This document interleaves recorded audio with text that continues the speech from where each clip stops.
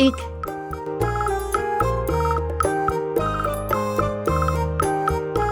2,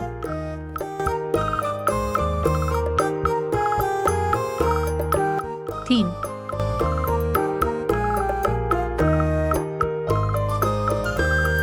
4,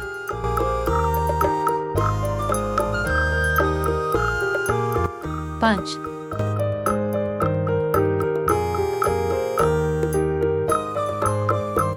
6,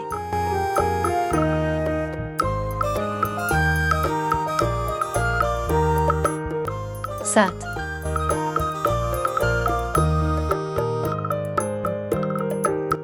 8,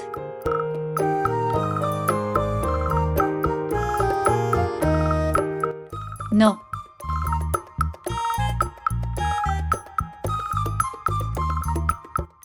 10।